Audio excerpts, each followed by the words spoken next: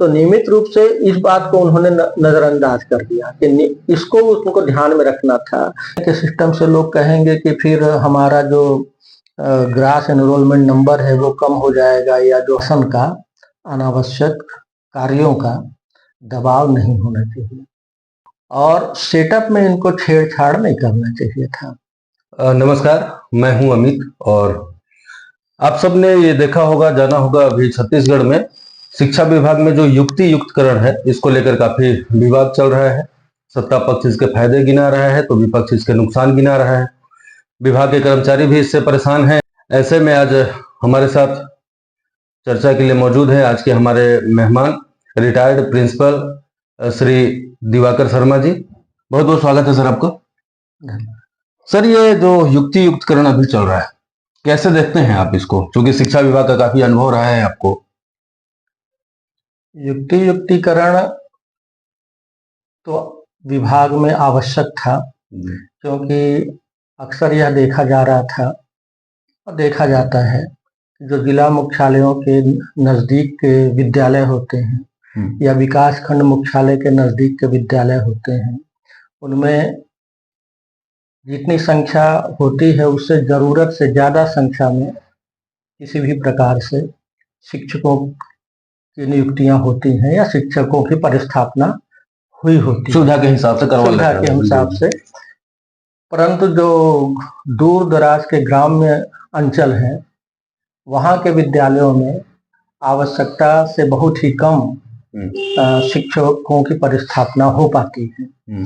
तो जब यह युक्ति युक्तिकरण की प्रक्रिया प्रारंभ हुई तो इससे समाज में यह संदेश गया कि यह एक अच्छी प्रक्रिया है। कम से कम जहाँ अधिक शिक्षक पदस्थापित हैं वहाँ से उन शिक्षकों को जहाँ पर उनकी आवश्यकता है, दूर दराज के वनांचलों में, ग्राम अंचलों में, वहाँ उनकी नियुक्ति होगी और वहाँ के विद्यार्थियों को इससे लाभ मिलेगा। परंतु इसको एग्जीक्यूट करने में, इसको इम्प्लीमेंटेशन करने में जो पारदर्शिता का अभाव रहा या जो सही गाइडलाइन होनी चाहिए थी, वह गाइडलाइन मेरे विचार से सही ढंग से नहीं बनाई गई और इससे अभी भी ये हाल है युक्ति युक्तकरण की प्रक्रिया के पश्चात भी कि दूर दराज के ग्राम अंचलों में, जैसा कि समाचार पत्रों में भी अभी आ रहा है कि वहां अभी शिक्षक नहीं पहुंचे हैं। तो गाइडलाइन से करप्शन रोका जा सकता है, क्योंकि जो आप बात बोल रहे हैं इसमें एक बात बड़ा महत्वपूर्ण है कि इसमें जो है खेल चला होगा कि जो नजदीकी है या जिनके पास सोर्स है या जो किसी भी ढंग से प्रभावित कर सकते हैं, उनको भी यहाँ पर सुविधा मिला होगा और इसलिए इस योजना पर एक ग्रहण जैसा लग गया, या योजना जो फेल होने की स्थिति पर खड़ा हो गया, जाके इस कगार पर खड़ा है। हाँ, इसमें जो अतिशेष जिनको बनाया गया, तो स्पष्ट गाइडलाइन, जैसा मुझे पता चला कि स्पष्ट गाइडलाइन नहीं थी, केवल वीसी के द्वारा रायपुर से कुछ मौखिक निर्देश, कुछ तो गाइडलाइन थी जैसे दिव्यांगों को प्राथमिकता दी जाए, जो अतिथि शिक्षक हैं उनको न निकाला जाए, और ऐसे कुछ निश्चित गाइडलाइन थी। परंतु बाकी सारे मौखिक निर्देश दिए गए थे और उस मौखिक निर्देश के कारण कुछ गलतफहमियां पैदा हुई या कुछ अतिशेष को निर्धारित करने में चूक हुई है। एक चूक तो यही हुई मेरे हिसाब से कि जहां पर पहले से पदस्थ व्याख्याता थे या शिक्षक थे, वहां पर दूसरे व्याख्याता को या शिक्षक को पदस्थ नहीं किया जाना चाहिए था। लेकिन पिछले वर्ष या उससे पिछले वर्ष जो नई नियुक्तियां हुई थी, तो बावजूद इसके कि उस विषय के व्याख्याता विद्यालयों में थे, दूसरे को पदस्थ कर दिया गया और यह दबाव डाला गया कि नहीं, आप इनको ज्वाइन ही कराइए, इनके वेतन की व्यवस्था हम देखेंगे। राज्य शासन से ही ऐसा आया था जैसा बताया गया। तो ऐसे कई विद्यालयों में हो गए और अब जो अतिशेष की स्थिति हुई तो ये कहा गया कि नहीं, जो बाद में नियुक्त हुए थे उन्हें कहा गया कि वो प्रोबेशन पीरियड में है, इसलिए उनको नहीं टच किया जाएगा, और जो पहले से नियुक्त हैं उन्हें ही अतिशेष माना जाएगा। तो ऐसा करके जो पहले से थे उनको अतिशेष कर दिया गया और उनको दूर दराज के विद्यालयों में भेजा गया। हालांकि इस योजना का उद्देश्य चाहे कितना भी अच्छा हो, लेकिन परिणाम इसका अच्छा तो नहीं हुआ सर। एग्जीक्यूट करने में दिक्कत हुई, और सबसे बड़ी दिक्कत ये हुई कि ये जो सेटअप को चेंज कर दिया गया जी। और जो प्राइमरी और पूर्व माध्यमिक विद्यालय थे, प्राथमिक विद्यालयों में कम से कम 1:4 का सेटअप होना चाहिए। अब बालवाड़ी भी उसमें सम्मिलित हो गया है, तो 1 हेडमास्टर और 4 शिक्षक वहां होना चाहिए, लेकिन 1 और 3 था संभवतः। उसको भी चेंज करके केवल 2 कर दिया गया, यानी 1 हेडमास्टर और 1 शिक्षक। हाँ, संख्या पर 60 जहाँ कम है, 60 से कम है, तो वहां केवल 2 शिक्षक रहेंगे। अब इसमें केवल संख्या को ध्यान दिया गया कि शिक्षक और विद्यार्थी का अनुपात 1:30 होना चाहिए, लेकिन ठीक है कि 60 में देखने में 2 शिक्षक 1:30 लग रहा है, लेकिन कक्षाओं की संख्या को इसमें नजरअंदाज कर दिया गया। कक्षा 1 से लेकर 5 तक अगर कक्षाएं हैं और 60 ही विद्यार्थी हैं मान लीजिए, या 50 विद्यार्थी हैं, किसी में 10 किसी में 12 ऐसे हैं, तो प्रत्येक कक्षा को पढ़ाने के लिए कम से कम 1 शिक्षक तो लगेगा। आप अगर ये कहेंगे कि नहीं, एक को आप होमवर्क दे दीजिए, एक को खेल में रख दीजिए, तब भी कम से कम 3 शिक्षक 4 शिक्षक चाहिए होता है। तो ये जो सेटअप चेंज करके अतिशेष किया गया, मेरे विचार से यह गलत किया गया। ऐसे पूर्व माध्यमिक विद्यालय में भी जो किया गया है, वहां पर विषय को ध्यान में नहीं रखा गया। शिक्षकों की जब भर्ती होती है पूर्व माध्यमिक विद्यालयों में, तो उसमें विषय वाइज उनकी भर्ती होती है कि गणित का ये है, विज्ञान का ये है, कला का ये है। अब इसमें क्या किया गया, जो मुझे पता चला है कि 1 हेडमास्टर रहेगा और 3 जो सीनियर हैं वहां रहेंगे, और उसके बाद वालों को अतिशेष कर दिया जाएगा, और जो 3 सीनियर हैं उनमें विषय का ध्यान नहीं रखा जाएगा। तो अब ये हुआ क्या कि कहीं कहीं किसी विद्यालय में केवल आर्ट्स वाले 3 शिक्षक बच गए, किसी विद्यालय में केवल विज्ञान वाले 3 शिक्षक बच गए, जबकि पूर्व माध्यमिक विद्यालय में विषय वाइज होना चाहिए। अगर आर्ट्स के शिक्षक को आप विज्ञान पढ़ाने के लिए बोलेंगे तो ठीक है, मेहनत करके पढ़ा लेगा, लेकिन जो गुणवत्ता नहीं चाहिए वो गुणवत्ता उनको प्राप्त नहीं होगी। ऐसे ही हाई स्कूल और हायर सेकेंडरी में भी वहां पर स्वीकृत पद होता है कि इतने पद होंगे, विषय वाइज वहां पर स्वीकृत होता है, परंतु वहां भी अब दर संख्या को नियम बनाकर मौखिक रूप से कहा गया कि नहीं, जहां दर संख्या कम है वहां पर अगर 2 कॉमर्स के शिक्षक हैं और दर संख्या कम है तो 1 कॉमर्स का शिक्षक अतिशेष हो जाएगा, जबकि यह उचित नहीं था, क्योंकि कॉमर्स में 11वीं 12वीं मिला के भी 6 सब्जेक्ट होते हैं। तो अगर एक कैसे पढ़ाएगा 6 सब्जेक्ट, तो 2 कम से कम तो होना ही चाहिए ताकि 3-3 पढ़ाएं, अगर दर संख्या कम है तो। ऐसे ही सामान्यतया क्या है, स्वीकृत जो सेटअप था, इनको हायर सेकेंडरी में हिंदी और अंग्रेजी में जो मेरा अनुभव रहा है वो ये है कि वहां कम से कम 2 हिंदी के और 2 अंग्रेजी के शिक्षक होना चाहिए, कम से कम। लेकिन अभी तक क्या है कि जहां पर स्वीकृत हो चुका है पहले से, उनकी बात छोड़िए, लेकिन 2008 और 2009 के बाद जो विद्यालय खुले हैं उनमें हायर सेकेंडरी भी अगर हो गया है तो केवल 1 हिंदी और 1 अंग्रेजी का शिक्षक होता है। अब प्राचार्य जो होता है वो भाई किसी से पढ़वा लेता है, वो अलग मामला है, लेकिन होना कम से कम 2 चाहिए। हाई स्कूल है तो 1 हिंदी 1 अंग्रेजी चलता है, तो बढ़ाना चाहिए था यहाँ पर हिंदी और अंग्रेजी का, लेकिन बढ़ाए नहीं। ऐसे ही आर्ट्स जो कला संकाय है उसमें केवल हिस्ट्री आब्लिक पॉलिटिकल साइंस है और इकोनॉमिक्स आब्लिक जियोग्राफी है, यानी केवल 2 व्याख्याता होते हैं, और वहां 3 पढ़ाना रहता है। अब उसमें दिक्कत यह होती है कि जो हिस्ट्री पढ़ा है, अगर उसके सब्जेक्ट में पॉलिटिकल साइंस नहीं है तो वो पॉलिटिकल साइंस नहीं पढ़ा पाता है। ठीक बात। मेहनत करके, परिश्रम करके भाई अब आप पढ़वाएंगे, क्योंकि आब्लिक दिया है, शासन की नीति है कि हिस्ट्री आब्लिक पॉलिटिकल साइंस, तो हिस्ट्री वाले से हम पढ़वाते हैं, लेकिन जो गुणवत्ता होनी चाहिए गुणवत्ता से समझौता होता है। तो कायदे से वहां भी कला संकाय में 1 सीट बढ़ानी चाहिए थी, तो हुआ ये कि सीट बढ़ाने की बजाय वहां पर सीटों को कम, मतलब स्वीकृत सेटअप को कम कर दिया गया, और इससे यह परेशानी हुई। सर, एक सवाल मेरा ये है कि जो प्राइमरी स्कूल है, देखने में भले ही लिखता हो कि क ख ग घ सिखाना है, ABCD वो अलग कहानी है, लेकिन किसी भी विद्यार्थी का, किसी भी व्यक्ति का जो जीवन का नींव है वो वहीं से शुरू होता है। इस स्थिति में प्राइमरी स्कूल के साथ समझौता करना पहला, दूसरा स्कूलों को मर्ज कर देना, जैसे इसके पीछे एक और कहानी है। सबसे पहले तो सर इसका आप जवाब दे दीजिए कि जो प्राइमरी स्कूल में शिक्षकों के साथ ये भेदभाव किया गया, क्योंकि यहीं से बच्चों का सब कुछ शुरुआत यहीं से होता है। ऐसी स्थिति में प्राइमरी स्कूल को किस तरह का महत्व मिलना चाहिए? आपका कहना बिल्कुल सही है। विद्यार्थी का जो प्रारंभिक आधार होता है वो प्राथमिक विद्यालय से ही प्रारंभ होता है, और प्राथमिक विद्यालयों में ही हमें सबसे ज्यादा ध्यान देना चाहिए। विदेशों में प्राथमिक उच्च विद्यालयों की अपेक्षा प्राथमिक विद्यालयों पर बहुत ज्यादा ध्यान दिया जाता है, परंतु हमारे यहाँ पता नहीं क्या दुर्भाग्य है कि प्राथमिक विद्यालयों पर उतना ध्यान नहीं दिया जाता, चाहे वो सेटअप के मामला हो, चाहे विद्यार्थियों का अध्यापन का मामला हो। उसमें अगर हमारा बेस तैयार होगा ठीक ठाक तो आगे हमको उतना परिश्रम नहीं करना पड़ेगा उनको किसी भी चीज को ग्रहण कराने। लेकिन चूंकि बेस ही हमारा कमजोर हो जाता है, इसलिए आगे की शिक्षा उनके लिए कठिन हो जाती है, नींव खराब हो जाती है। इसलिए होना ये चाहिए कि वहां पर तो सेटअप से समझौता करना नहीं चाहिए, ताकि हमारा बेस जो है वो मजबूत हो, और उनको जो वहां पर अध्यापन कार्य में संलग्न शिक्षक हैं उनसे जो विभिन्न तरह के कार्य लिए जाते हैं, बहुत जरूरी राष्ट्रीय कार्य हो तो ही उनको लेना चाहिए। किस तरह के कार्य लिए जाते हैं?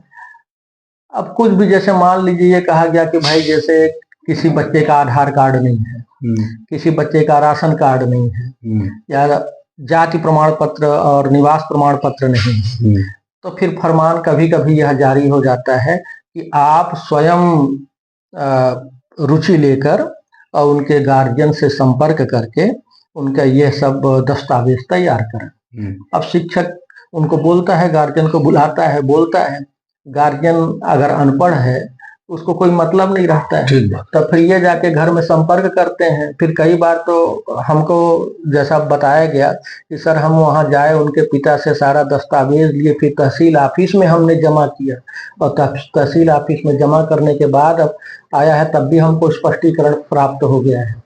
तो इस तरह के जो कार्य होते हैं शिक्षकों पर अनावश्यक दबाव डालते हैं, और वो अध्यापन में जितनी रुचि लेना चाहिए उतनी रुचि नहीं ले पाता है। यहाँ तक तो मैं भी सहमत हूँ, थोड़ा ठीक है भाई, बच्चों के भविष्य को लेकर।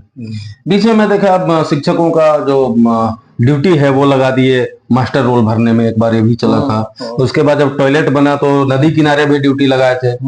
आप शायद उस समय ड्यूटी में होंगे, है ना, कि सुबह सुबह देखो। मतलब इस तरह सरकार या समाज, वर्तमान सरकार या वर्तमान समाज शिक्षकों का सम्मान करना नहीं जानता है। सहमत है आप इससे? हाँ, विभिन्न प्रकार के, हर प्रकार के कार्यों में अगर हम संलग्न कर दे रहे हैं तो आपकी बात सही है कि जो सम्मान उनको देना चाहिए। और समाज अगर शिक्षक का सम्मान नहीं करेगा तो वह रसातल में जाएगा, ये तो कटु सत्य है ना। समाज जो है शिक्षकों का सम्मान तभी करेगा जब शासन प्रशासन के द्वारा शिक्षकों को सम्मान उचित ढंग से दिया जाएगा, क्योंकि शासन प्रशासन जिसको सम्मान देता है आजकल, समाज भी उसको सम्मान देता है, और शिक्षक भी उसके लिए उत्तरदायी होते हैं कि वे भी अपने कार्यों को सुचारू रूप से करें, नियमित रूप से करें। तो ये तीनों चीजें हैं। सर एक चीज और है कि अभी युक्ति युक्तकरण के तहत जो स्कूलों को मर्ज कर दिया जा रहा है। अब जैसे कोरवा बस्ती है या पिछड़ा जगह है, वहां पे 8, 10, 7 बच्चे या 15 बच्चे इसी टाइप के हैं। अब वहां बच्चे नहीं होने की स्थिति में वहां के स्कूलों को वहां से दूर मर्ज कर दिया गया। पहली बात तो ग्रामीण क्षेत्र में अभी भी बच्चों को पढ़ाने के पीछे बहुत इंटरेस्टेड नहीं हो, बकरी चराने भेज देते हैं या किसी और काम। और कोरवा बस्ती में ये गंभीर समस्या भी है। ऐसी स्थिति में उन स्कूलों को मर्ज करके दूसरे जगह भेज देना, क्या लगता है कि जो पिछड़े हैं और पिछड़े रह जाएंगे, इसका नुकसान गंभीर होगा?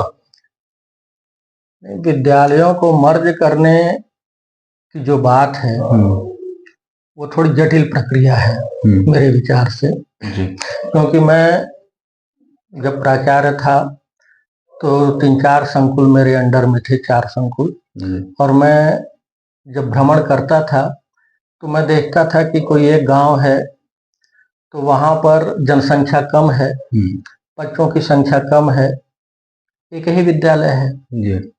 तो कोई समस्या नहीं है। लेकिन कोई गांव बड़ा है, उसमें कई मोहल्ले हैं और प्रत्येक मोहल्ले में एक एक स्कूल है, प्राथमिक विद्यालय, और प्रत्येक विद्यालय में विद्यार्थियों की संख्या कम है जी। तो जहां पर ऐसी स्थिति है कि बहुत ही पास पास विद्यालय है, प्राथमिक विद्यालय है, और वहां पर बच्चों की संख्या कम है, तो ऐसी जगहों को चिन्हित करके अगर मर्ज करके हम एक स्कूल खोलते हैं और वहां के संसाधनों को और मानव संसाधनों को, शिक्षकों को उस स्कूल में हम कर देते हैं, तो उससे वो ठीक है। परंतु जैसे कोई ऐसी बस्ती है, कोई ऐसा गांव है जहां एक ही विद्यालय है, जनसंख्या विरल है और वहां केवल 10 बच्चे हैं, 15 बच्चे हैं, जैसे आपने कहा कि जैसे पहाड़ी कोरवा बस्ती है, तो वहां पर अगर हम केवल दर संख्या को आधार मान के अगर विद्यालय को बंद करते हैं, तो वास्तव में हम उनको शिक्षा से वंचित कर रहे हैं, उनको शिक्षा के अधिकार से वंचित कर रहे हैं। तो प्रॉपर इसको क्या है, सर्वेक्षण होना चाहिए था कि कहाँ पर, क्योंकि जहाँ जनसंख्या घनत्व ज्यादा होगा वहां पर विद्यार्थियों की संख्या अधिक होगी, जहाँ जनसंख्या विरल होगी वहां विद्यार्थियों की संख्या कम होगी।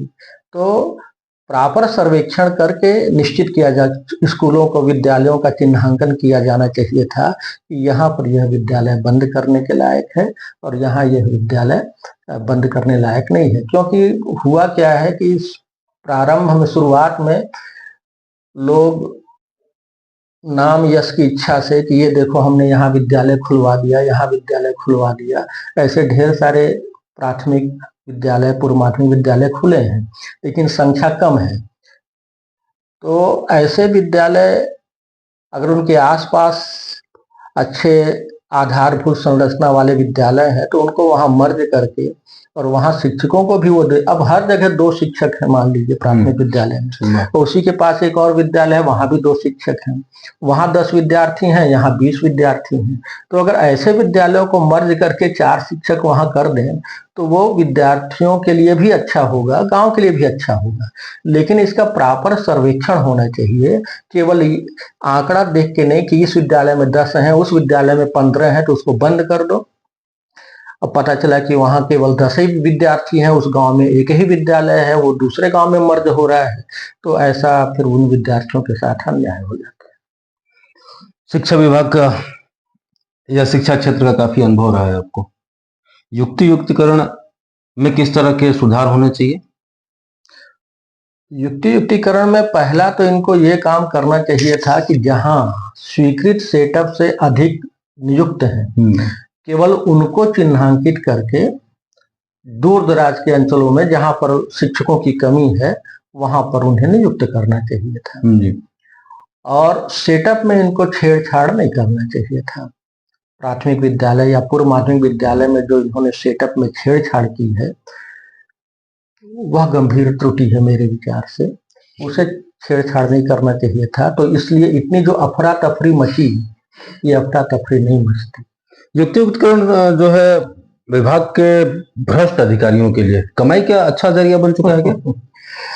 अब इसके बारे में तो मैं नहीं बता सकता ज्यादा कि क्या है, लेकिन हर योजना जब लागू होती है तो जो उस स्वभाव के होते हैं कुछ न कुछ उसमें रास्ता तो ढूंढ ही लेते हैं, तो हो सकता है इसमें भी कुछ हो। बड़े मीठे स्वर में सर ने बताया कि कुछ तो सर हो सकता है। एक चीज और आपसे मैं जानना चाहूंगा, गुणवत्तापूर्ण शिक्षा के लिए शिक्षा विभाग में या शिक्षा प्रणाली में किस तरह के सुधार होने चाहिए सर, ताकि हर बच्चे को अच्छी शिक्षा, गुणवत्तापूर्ण शिक्षा मिल सके?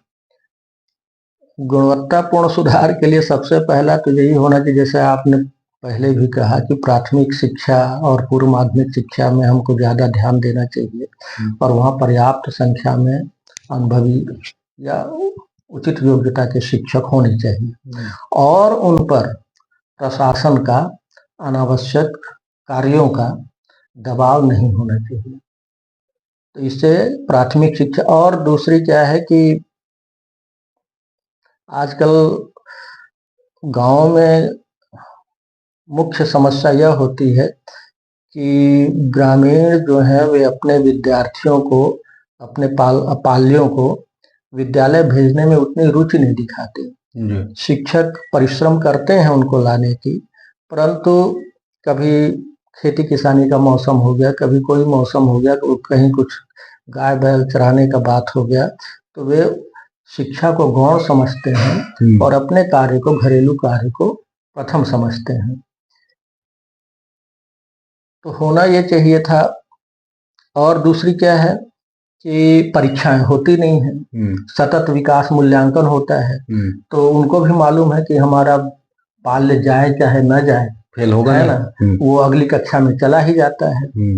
और वो नहीं भी आता है तो शिक्षकों की मजबूरी हो जाती है, क्योंकि नियम है ऐसा कि अगर वो पास नहीं होता है तो उसे आप फिर पढ़ाइए और फिर उसको उस लेवल तक पहुंचाइए ताकि वह पास हो जाए। अब जब वो रेगुलर साल भर नहीं आया है और वो पास नहीं हुआ मान लीजिए, तो फिर वो 1 महीना और कैसे हम उम्मीद करें कि वो आएगा। हाँ। तो जब ऐसा होता है तो शिक्षक की मानसिकता होती है कि भाई जब वो आ ही नहीं रहा है तो चलो इसको हम जो भी ग्रेड देना है C ग्रेड दे के हम आगे कर दें। तो नियम यह होना चाहिए कि अगर विद्यार्थी एक निश्चित उपस्थिति से कम उपस्थिति का होता है, तो अगर वो नहीं भी आगे कक्षा में जाता है तो उसे उस कक्षा में रोक देना चाहिए। जब रोकने का सिस्टम होगा, हालांकि रोकने के सिस्टम से लोग कहेंगे कि फिर हमारा जो ग्रास एनरोलमेंट नंबर है वो कम हो जाएगा या जो हमारा ड्रॉप आउट है वो बढ़ जाएगा, लेकिन कहीं ना कहीं तो हमको ये करना पड़ेगा, क्योंकि ये इससे जो है शिक्षा की गुणवत्ता में बहुत कमी आ रही है। और बच्चा 5वीं पास हो जाता है, उसको लिखने नहीं आता। हमारे पास तो 9वीं में आते थे, उनको भी लिखने बहुत से विद्यार्थियों को नहीं आता था, पहाड़ा नहीं आता था 20 तक, 10 तक पहाड़ा नहीं आता था। तो हम तो 1 महीना उनको सिखाते थे कि पहले पहाड़ा सीखो। तो जब तक थोड़ा सा रिस्ट्रिक्शन नहीं लगाया जाएगा, केवल हम ड्रॉप आउट को देखकर अगर अपने शिक्षा व्यवस्था को नियंत्रित करेंगे तो गुणवत्ता तो नहीं सुधरेगी। जितना मैं समझ पा रहा हूं, मुझे लगता है कि जो राजनीति है, शिक्षा व्यवस्था कहीं उसका शिकार हो गया है। राजनीतिज्ञों को यह दिखाना है कि हमारे यहाँ इतने शिक्षित हो गए, हमारी सरकार ने इतनों को शिक्षित कर दिया, और इसके लिए इन्होंने कहा कि बिना पढ़ाई लिखाई भी पास कर दो। एक इनडायरेक्टली यही दबाव है, क्योंकि मैं ओपन स्कूलों का भी स्थिति देखता हूं तो कई बच्चे ऐसे हैं मेरी जानकारी में, तो घर में लेते हैं पेपर, लिख के जमा कर देते हैं, पास हो जाते हैं। वो ग्रेजुएट हैं लेकिन उनको अभी मेरे को लगता है कि क्लास 5 6 के जो बच्चे हैं उतना भी नॉलेज नहीं है। इस स्थिति में जो सामान्य परिवार के बच्चे हैं वो तो प्राइवेट स्कूलों से अच्छी शिक्षा पा लेते हैं। जो गरीब हैं, जो अपने बच्चों को, पहला बात उनका इंटरेस्ट भी कम होता है, और जो अपने बच्चों को अपने खर्चे पे पढ़ा नहीं सकते, उनके जीवन में कैसे बदलाव आएगा? तो संभव ही नहीं है। फिर ये राजनीति का शिकार हो गए, वो गरीब यहाँ लगातार गरीब ही रहेंगे। नहीं, यहाँ पर देखिए क्या है कि बच्चे अगर विद्यालय रेगुलर आते हैं, जागरूकता की कमी के कारण ग्राम अंचलों में नहीं आते हैं, तो वहां जागरूकता बढ़ाना मुख्य उद्देश्य है। अगर वे विद्यालय आएंगे तो उनको तो शिक्षा मिलेगी जी, इसमें कोई दो राय नहीं है। मेन दिक्कत है कि वे आते कम हैं और आते नहीं हैं, फिर भी उनको अगली कक्षा में प्रमोट करना पड़ता है जी। तो वहां पर दिक्कत होती है। अगर उनके मन में यह भय थोड़ा सा अगर आ जाए कि अगर हम नहीं आएंगे तो अगली कक्षा में प्रमोट नहीं हो पाएंगे, तो अपने आप गुणवत्ता मेरे विचार से थोड़ी सी सुधर जाएगी। जो हमारे नीति निर्माता हैं शिक्षा के क्षेत्र में, उन्होंने कल्पना तो बड़ी अच्छी की थी कि कोई भी विद्यार्थी, उनका यह मानना है कि वास्तव में विद्यार्थी फेल नहीं होता है, फेल होता है शिक्षक। लेकिन यह अवधारणा तब सत्य है जब विद्यार्थी नियमित रूप से उपस्थित हो। अगर नियमित रूप से उपस्थित नहीं है तो फिर शिक्षक की कमी नहीं होती वहां पर, है। तो नियमित रूप से इस बात को उन्होंने नजरअंदाज कर दिया कि इसको उनको ध्यान में रखना था कि अगर विद्यार्थी 60% से कम अगर विद्यालय में उपस्थित होता है तो वह अगली कक्षा में अगर नहीं प्रमोट हो पाता है तो उसमें शिक्षक की कोई गलती नहीं है। लेकिन यहाँ तो शिक्षक को जिम्मेदार बता दिया गया कि अगर वो नहीं हो पाता है तो आपने ठीक से नहीं पढ़ाया है और उसको आप 1 महीना 2 महीना और पढ़ाइए और उसको उस लेवल तक ले आइए जिस लेवल तक वो नहीं पहुंचा है, फिर उसको अगली कक्षा में प्रमोट कर दीजिए। तो साल भर का कोर्स 1 महीना में होगा कैसे? तो अगर वो साल भर नहीं आया है नियमित रूप से तो 1-2 महीना में उसके आने की आशा करना व्यर्थ है। हाँ, आएगा भी नहीं है तो उस समय भी नहीं आएगा। तो वास्तव में विद्यालय तो ठीक है, वहाँ के शिक्षक भी ठीक हैं, परंतु विद्यार्थियों का न आना और हमारे जो नीति निर्माता हैं उनको केवल इस बात पर भी ज्यादा जोर रहता है कि हमारे जो ड्रॉप आउट, क्योंकि विद्यार्थी अगर फेल होता, पहले यही होता था कि विद्यार्थी अगर फेल हो जाता था तो वो फिर अगली कक्षा में या उस कक्षा में दोबारा नहीं पढ़ता था। 5वीं अगर फेल हो गया तो 6वीं में उसके माता पिता सामान्यतया एडमिशन नहीं कराते थे, खासकर लड़कियां अगर हैं तो उनका तो और नहीं कराते थे। तो इस रेट को कम करने के लिए, ड्रॉप आउट रेट को कम करने के लिए ये हुआ कि नहीं भाई, हमारा कोई भी बच्चा फेल नहीं होना चाहिए, इसके लिए शिक्षकों को पर्याप्त मेहनत करना चाहिए। तो अवधारणा ठीक है, परंतु बस दिक्कत वहीं पर है कि अगर विद्यार्थी विद्यालय नहीं आ रहा है तो फिर वो कैसे आगे जाएगा। और अगर हम उसको आगे कर देते हैं तो उसका जो न्यूनतम लर्निंग लेवल है वो उस लेवल तक नहीं पहुंच पाता है। शिक्षकों के लिए क्या संदेश देना चाहेंगे आप? शिक्षकों के लिए तो यही संदेश है हमारा कि भाई, आपको एक महत्वपूर्ण व्यवसाय ईश्वर की कृपा से मिला हुआ है और आपको सेवा करने का अवसर मिला हुआ है, तो आपको प्रतिदिन नियमित रूप से विद्यालय में जाकर अपने विद्यार्थियों के भविष्य को संवारना चाहिए ताकि वे आगे चलकर एक अच्छे नागरिक बन सकें। आप सुन रहे थे रिटायर्ड प्रिंसिपल दिवाकर शर्मा जी को। समय देने के लिए बहुत बहुत धन्यवाद सर आपका। धन्यवाद आपका।